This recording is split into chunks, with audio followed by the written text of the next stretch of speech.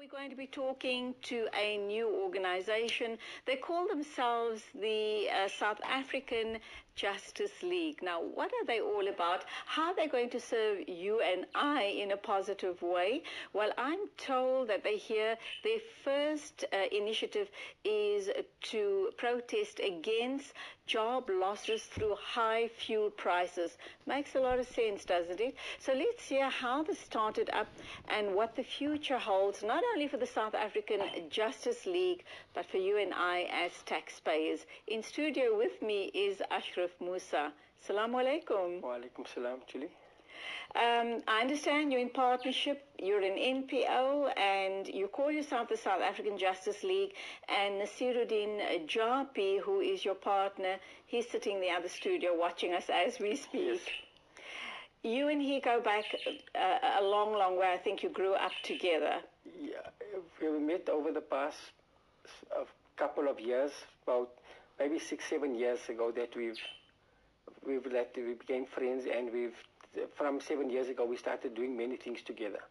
But very much in the spirit of activism, about the people, the needs of the people on the ground, the downtrodden people. You've decided you need to do something about it. But just before we go there, what business are you in? You know, your daily business where you put bread on the table. Yes. Well, we have a we buy all recyclables from the people, and we also have the recycling business. We take it to the people's homes. We come out to your place with our scales. We come out and we buy all your recyclables at your home, and we pay you instant cash. So we trade with other recyclable companies, people looking for papers, all types of plastic as well. Mm-hmm. So that is our day-to-day business. Computer recyclables as well? Recyclables, anything and everything? Any and everything we take. 99% of any item we are recyclable. And I should imagine you service the Greater Johannesburg area. Yes. Do you go to homes and businesses? We go to homes and businesses. All right. So anything and everything, we just need to give you a tinkle. You collect it and you even pay us for the recycle. With transport, there's no cost to yourselves. It's just we pay you. If it is something that we cannot use, most of the time we will even take it away for you if it's feasible for us. Mm-hmm. Okay. Well, good luck with that. I believe you've been in the business for a couple of years now, so hoping that it grows from strength to strength. But now, how is the Justice League, the South African Justice League, are you going to have time to devote to something as noble as the South African Justice League? Actually, it works hand in hand. Julie, we go out to people, and then we find out we buy all the recyclables. We're dealing with companies.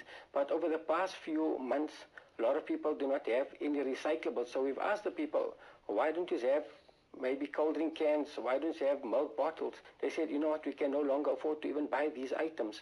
Sure. The companies we are dealing with also, they do not have also much because they need to close down. The raw materials are too expensive to buy. The traveling costs for their vehicles, they need to put in fuel. The operating costs of the business, it has really become unbearable for most of the people, including business, and it is worse on the poor. Mm-hmm. So you've now decided to do something about it. How did this idea then, I'm sure you've talked long and hard about it and decided to now open up a non-profit. Yes. How difficult was it to put the plan together and get the non-profit registered? Well, Julie, we had somebody that assisted us. It's been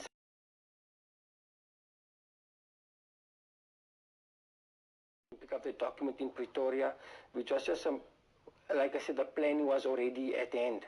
So when we decided now it's time to launch and register, it was relatively easy. All right, so now let's understand, what is it that you're going to be doing? You call yourself the South African Justice League.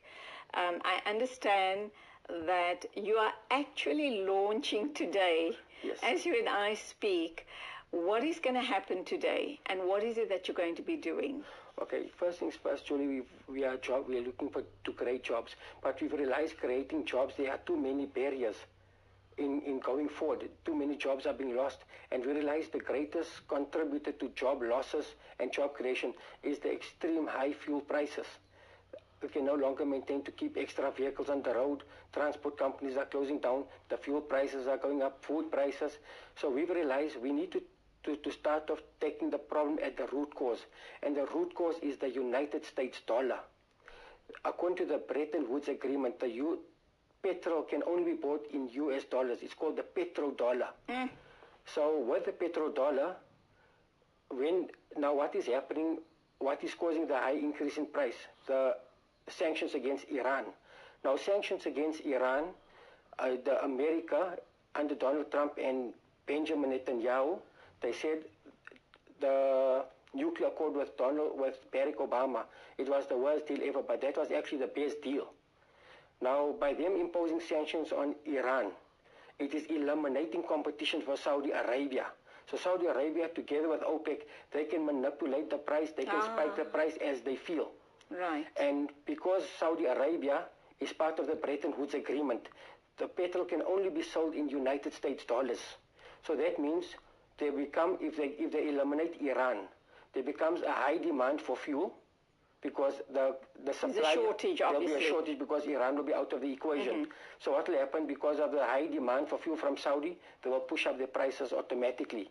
And because petrol can only be bought in US dollars, there becomes a high demand for US dollars, which they have to print more US dollars, which strengthens their currency. So what happens in South Africa, our rand drops drastically because of the high demand of US dollars. So the high oil price because of demand and supply, and the demand for the US dollar. So that pushes prices up drastically, which companies can no longer afford to take another increase in the fuel price, and the poor, it has become more unbearable to live because it's taking all form of hope out of the equation. It sounds like a massive task. I mean, it really sounds like a David and Goliath situation here, and are you sure you're in it for the long haul? Yes. Because it's going to take a lot of energy and a lot of resources. Yes, Julie. What is the plan going forward? What's the exact plan? How, you're talking taking on, basically, the United States or our government. You're probably going to be petitioning our government. You're probably going to have protests at the different embassies, etc. Yes. Is that going to be enough? You're really going to have to do much more than that. Yes. Julie, first things first, the only reason that it is a bigger picture, but the reason that Donald Trump wished to pull out of the Iran deal, it is because, number one, Netanyahu is a Zionist, and Donald Trump is a racist. So they do not want to have Barack Obama leave a legacy as the first black African-American president to have brought this world into world peace. They wanted that from sort of a white president. So, and the reason also, if they go ahead with a nuclear accord, it means there will be world peace, there will be stability. And how is the weapons companies going to make money if they don't go to war? Because Iran is also going to be defiant to say, we are not going to get bullied by the US. And that is actually the plan of the United States. So what happened, there will be a shortage of oil and the wars. When you go to war, Donald Trump and Benjamin Netanyahu are set to receive trillions of rands in kickbacks. Because how does a weapons company sell a nuclear weapon? How do they sell a drone to kill people? How do you advertise it? You instill fear into people, you create panic, and the weapons companies, like if you look at going to war, how many Iraqis died, how many Americans are dying? We also feel for the American people. They also have families. They are killing anyway throughout the world, in Yemen as well. But you're right, war is big business. It keeps a lot of people in jobs, sad to say, but it is big business, and you need to keep that in the world. But more about that right after our ad break. Ashraf Moosa is, and as you can hear, he's very passionate about the South African Justice League. They've just started out now, but it's about uplifting the downtrodden, the poorest of the poor, and he's here to raise the flag for the poorest of the poor in South Africa, but also painting a very big global picture as to how whatever happens in the United States, whatever policies that they then pass through, has an impact on emerging and other smaller states all around the world. Stay with us. We'll be talking with him right after the ad break. Bismillah ar-Rahman ar-Rahim. Welcome back. We're talking to Ashraf Musa, and he is from the South African Justice League. His partner's name is Nasiruddin Japi, who is sitting there in the studio watching us as the interview reaches you live from our Sunny Hill studios right here in Johannesburg. And we are talking the vision, mission and purpose of the South African Justice League. Do you believe that you'd be able to make inroads, that you'd be able to make a difference, that you'd be able to make a dent as far as all of these organizations and just how these cartels work? I mean, they collude with each other. They decide on the prices, and they really are the puppet masters. And do you believe that an organization like yourself can make a dent, knowing that we've got the outers of the world as well out there trying to fight the cause of the small man? Yes, Julie, definitely. It's when we've spoken to our people, because we create jobs, we bring cash directly to people's homes. So we will be controlling the masses. And without a doubt, we will definitely make inroads. We will be, even with our membership form, we're asking our members to pledge their vote to us for the 2019 election. So you will sign your document to the political parties and tell the political parties that we will tell these people who to vote for. Number one, we are standing up for the... But you're apolitical. Yes. Are you aligned with the ANC? No. I'm aligned to no political party. So who are you going to, if people pledge their vote to you, who are you going to vote? If you're going to vote on my behalf, what if I'm not happy with how you've cast my vote? And is that legal, by the way? No, I cannot cast your vote. If we just tell the people that to sign up, being our member, pledge your vote of support to us, give us your voice. Sign the paper, so when I go to a political party, I will go with my form, with your signature, to say these people have pledged to us, so take us seriously. Because 29, we attend all politicians. Stop thinking about your wallets, start thinking about the people's pockets, and we will think about you at the ballots. After today, we will be at every corner. We will be campaigning vigorously. Yes, because once they forget that we're around, yes. And they're just busy partying. And we're controlling the masses, because we'll be speaking for the unemployed and everybody that can't get jobs. How do you talk about, you've got a very big membership and you're going to be speaking on behalf of the masses. How have you managed to get these people on board, and who are they? Number one, majority is the unemployed people. We go to towns. This thing got launched in Ravali Extension. And we've been moving over to new places like New Canada, Noordgesig. We're hitting all areas because our job creation program is to go out to every area. We will buy your recyclables. At the same time, we will make money for ourselves to sustain us. Of course, you have to. And while we are making money, we are campaigning. And as already have spoken, we've got the majority of the masses that is ready to stand up for us. Sounds like you've got the majority of the coloured masses supporting you, because you do operate in the coloured areas. Yes. Okay. All right. So that's a strong enough voice. Let's backtrack and talk now about the issue around the fuel prices. OUTA has been making noises about it, and a couple of months ago or a couple of weeks ago, there was supposed to be protests throughout the country, protest against high fuel prices. That wasn't very successful. Nothing's happened as far as high fuel prices are concerned. What makes you believe that the South African Justice League will be able to pull this off? Well, yes, Julie. I think the protest, are you talking about the organization that launched PAPI? That's right. Yes. Well, I think they were already successful in starting the race. It's a long race to run. We need to be in for the long haul. So I think that Mr. Reddy, he started the race.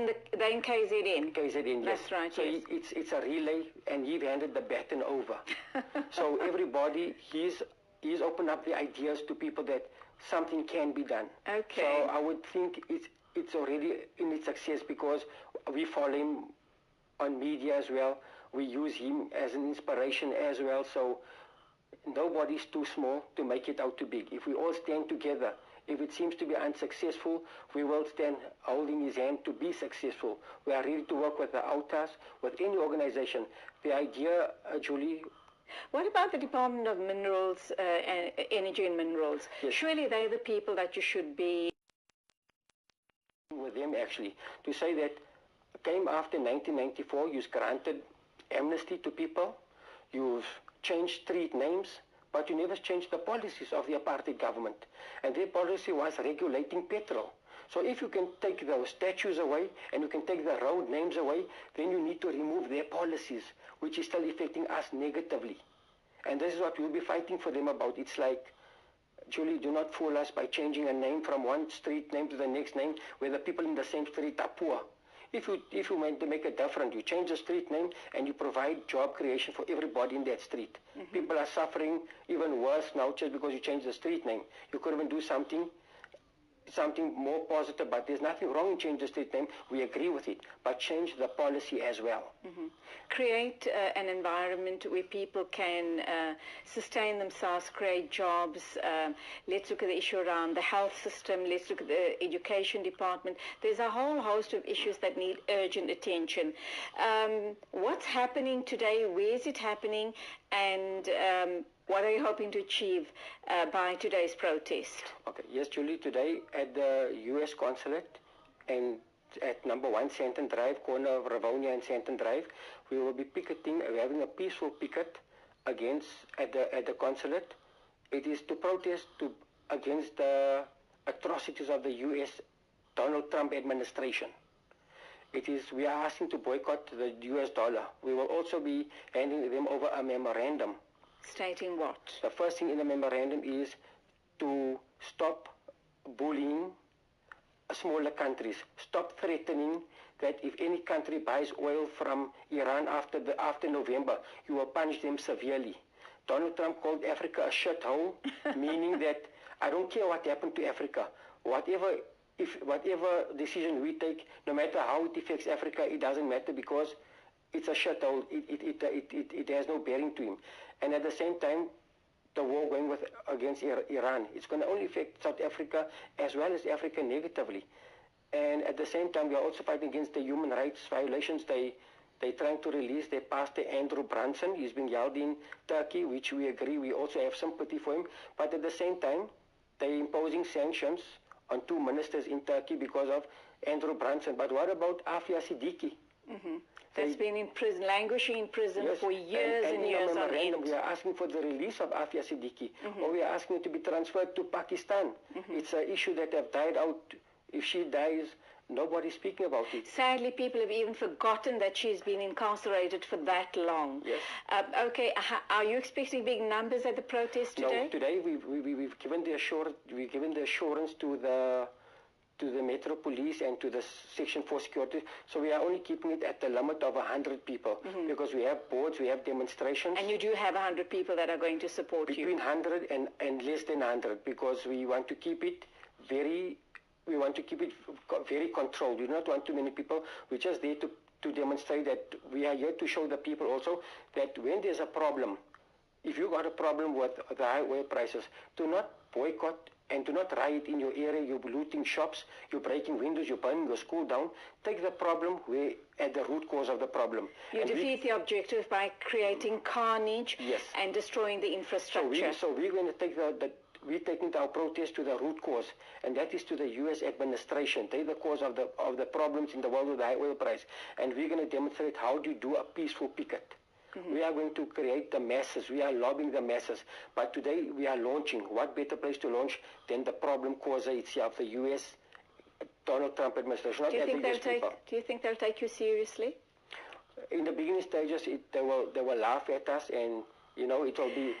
Okay, but we only have 2 minutes to wrap up time. Very quickly, what about the United Nations and in South Africa, the trade unions, because there's massive strength and power behind trade unions? You see, the United Nations have become irrelevant because in the nuclear code, it was France, Germany, United States, Russia, and China. They agreed that the nuclear deal is very important. Now came Donald Trump and Benjamin Netanyahu. They just said, no, we need to pull out of the deal and everybody need to cancel it. So how do we trust the United Nations? So, and if they pull out of the deal, it will show that they are also against a black person, that to leave a legacy. So it's more of a racist Zionist issue. So we are saying the United Nations need to stand up against America or else they will become irrelevant. Now, Julie, we're first going to be first demonstrating. Our next program of action will be we're taking it up with the Credit Bureau. Oh, wow. We'll be going to the banks. The Credit Bureau, like I said, people receive amnesty. Okay, hold that thought. We're going to get you in again in a couple of weeks' time, and then you can talk to us about your future endeavors, inshallah. And we can also talk about the success of your launch. All the very best. We need people like yourselves, you and Nasiruddin, and the South African Justice League to fight the fight of the small man. Thank you for being with us. May Allah subhanahu wa ta'ala be with you every step of the way. And there you have it, Ashraf Musa talking very passionately about the small man. That's you and I. The high oil prices, the collusion at government levels, the exploitation of you and I, the taxpayer.